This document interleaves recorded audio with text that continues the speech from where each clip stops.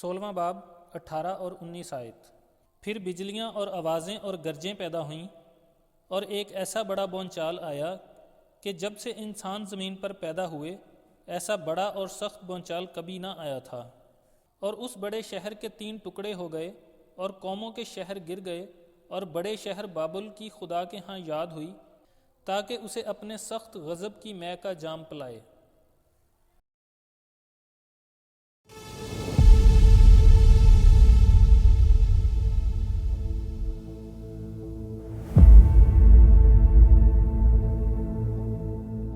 اس آیت کا مقابلہ 11ویں باب کی 19ویں آیت سے کریں تو وہاں لکھا ہے، اور خدا کا جو مقدس آسمان پر ہے وہ کھولا گیا، اور اس کے مقدس میں اس کے عہد کا صندوق دکھائی دیا، اور بجلیاں اور آوازیں اور گرجیں پیدا ہوئیں، اور بونچال آیا، اور بڑے بڑے اولے پڑے۔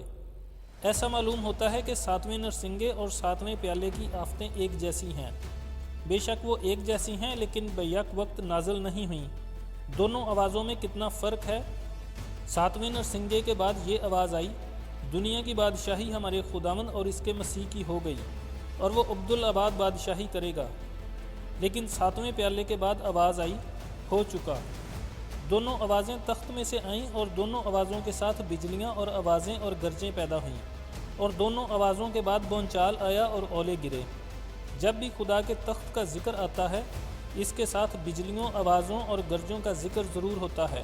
یہ خدا کی قدرت، اختیار اور قوت کو ظاہر کرتے ہیں۔ بنی اسرائیل کوہ سینا پر بجلی، گرج اور آوازوں کے منظر سے اس قدر دہشت زدہ ہوئے کہ انہوں نے موسیٰ سے کہا، تو ہی ہم سے باتیں کیا کر اور ہم سن لیا کریں گے، لیکن خدا ہم سے باتیں نہ کرے، تا نہ ہو کہ ہم مر جائیں۔ آخری وقت میں یہ منظر ان فوجوں کو دکھایا جائے گا جو تمام اسرائیل اور یروشلم کے چاروں طرف جمع ہوئی ہوں گی، اور یقیناً وہ خوفزدہ ہو جائیں گے۔ اس کے فوراً بعد ایسا بڑا بونچال آئے گا جس کے بارے میں لکھا ہے کہ جب سے انسان زمین پر پیدا ہوئے ایسا بڑا اور سخت بونچال کبھی نہ آیا تھا۔ ہمیں معلوم نہیں کہ زلزلہ ناپنے والے آلے پر اس بڑے زلزلے کی پیمائش کتنی ہوگی، لیکن دنیا کے بڑے سے بڑے زلزلے مشکل سے 8 کے سکیل تک پہنچے ہیں، لیکن یہ زلزلہ شاید 10 تک پہنچ جائے۔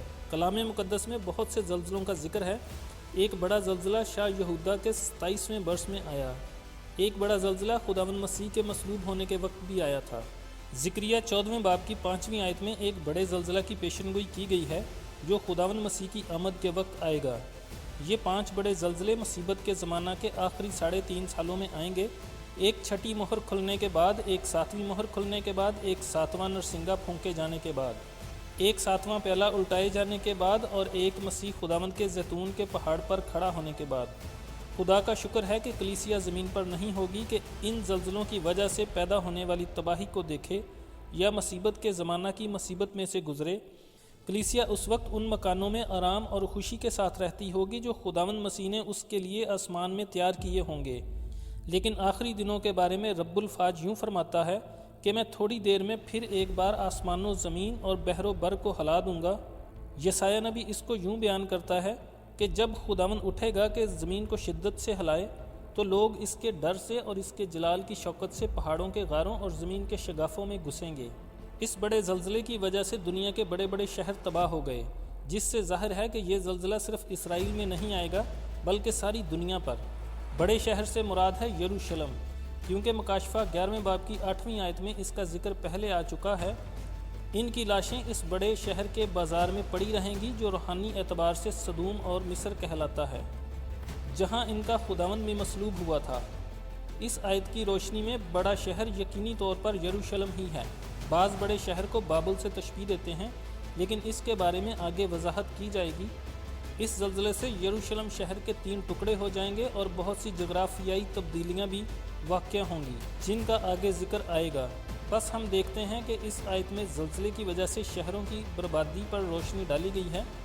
سب سے پہلے یروشلم شہر کی بربادی کا ذکر ہے، پھر باقی قوموں کے شہروں کی بربادی، اور آخر میں خدا بابل کو بھی یاد کرتا ہے۔ اس کے بارے میں خاص بات کہی گئی ہے۔ اندازہ کریں کہ دنیا کے تمام بڑے بڑے شہروں میں بے شمار عمارتیں 50 سے 100 منزلہ اونچی ہیں۔ اگر یہ عمارتیں زلزلہ سے نہ گرنے والی عمارتیں ہیں، پھر بھی بہت سی عمارتیں اس زلزلہ سے گر جائیں گی اور بے حد جانی و مالی نقصان ہوگا۔ اس آیت میں بابل شہر کو باقی شہروں سے الگ کیا گیا ہے۔ اس کے بارے میں 14ویں باب کی 8ویں آیت میں ہم نے دیکھا تھا کہ اس نے اپنی حرام کاری کی غضبناک میں تمام قوموں کو پلائی ہے۔ اب خدا اسی کو سامنے رکھ کر اپنے سخت غضب کی میں کا جام اسے پلائے گا۔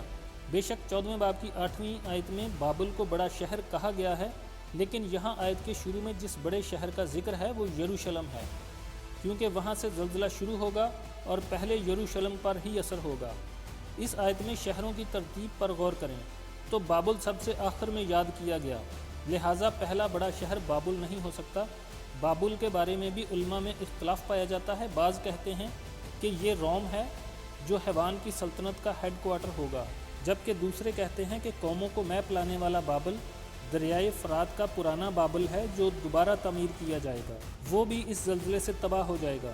بعض کہتے ہیں چونکہ بابل کے روحانی معنی ایک مذہبی نظام ہے جو حیوان کی حکومت میں پھیل جائے گا، اس لیے بابل پر خدا کے غضب سے مراد ہے کہ یہ نیا عالمگیر مذہبی نظام تباہ اور برباد ہو جائے گا۔ لیکن ہمیں یاد رکھنا چاہیے کہ اس آیت میں زلزلے کی تباہی کے اثرات بیان کیے جا رہے ہیں، اور اس لیے مذہبی نظام کی بجائے حقیقی شہروں کی تباہی کی طرف اشارہ زیادہ موزوں نظر آتا ہے۔ بابل کی تباہی کے لیے مکاشفہ کی کتاب میں 17 اور 18 دو پورے باب الگ کیے گئے ہیں، جبکہ مکاشفہ 14ویں باب کی 8ویں آیت اور 16ویں باب کی 19ویں آیت میں صرف اشارہ کیا گیا ہے۔